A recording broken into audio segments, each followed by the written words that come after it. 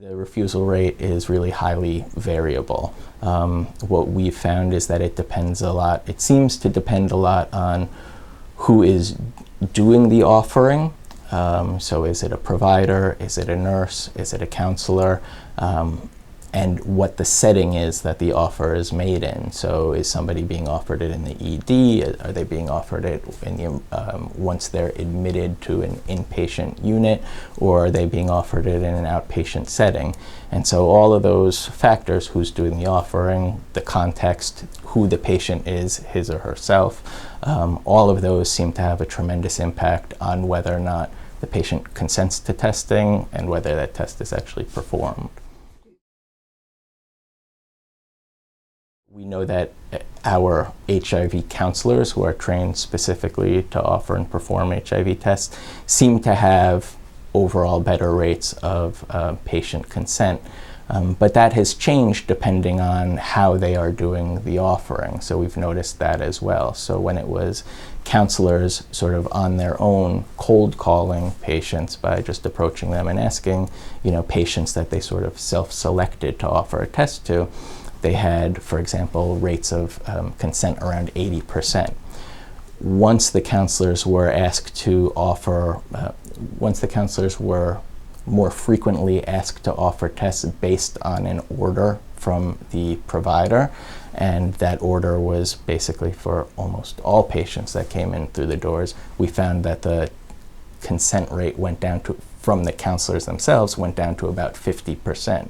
So there's an interesting dynamic in terms of, who were the counselors approaching in the first place that allowed them to get an 80% consent rate, and what's different about the population that they're now offering testing to, where it's dropped down to 50%, or is it somehow that they're offering the test differently? We've asked them to do their best to standardize how the offer is done, and these are counselors with years of experience doing this. So there is definitely something very interesting there. I ask patients all the time whether they'd like to be HIV tested. The number one reason that people would decline or not consent to an HIV test is because they don't perceive themselves to be at risk. I don't know that there's a central sort of quality metric, but now that it's the law in New York State, especially now that it's the law to offer HIV testing to everyone between the ages of 13 and 64 in medical settings, people have started to look at a metric of how frequently are HIV tests being offered to eligible patients, and then how frequently is it actually being performed. We did a study that looked specifically at patients who declined an HIV test when they were offered it while they were in the emergency department.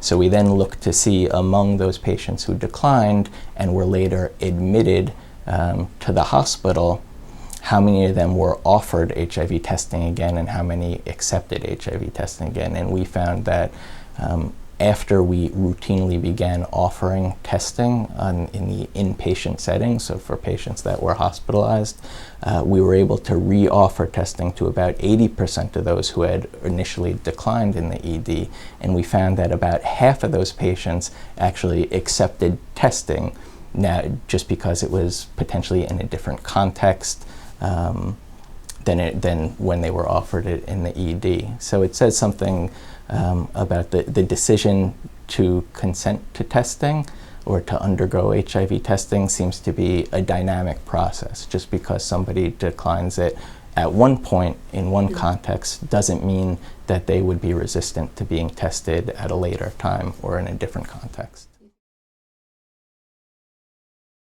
It's certainly a possibility. It's a very different environment.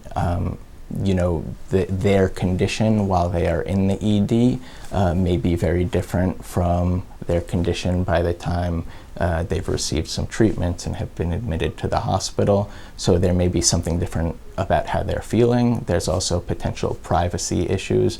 The ED tends to be a crowded place and sometimes feels like there's less privacy. And so in the ED, there's also these patients in our study were being offered either by their nurse or by their provider. And once they were admitted to the inpatient units, most of them were actually being offered the test again by an HIV counselor. So we see how there's a real interplay between who's doing the offering, what context is the offer made in, and rates of consent. So we had a relatively small sample because we were looking specifically at this question of, do people change their minds depending on the context that they're being offered the test in. So in the relatively small sample, we actually did find that one of the people who had declined HIV testing while they were in the emergency department, once they were admitted and re-offered a test, actually turned out to be HIV positive. It remains a big question on how to best offer and perform HIV tests routinely for people that have traditionally not been offered HIV tests or had HIV tests performed. And I think what our study shows was that context is very important, that re-offering a test is appropriate because people will frequently change their minds depending on the setting or depending on who may be offering the test. And we also found that we were able to routinely re-offer just by introducing a small change in the electronic medical record.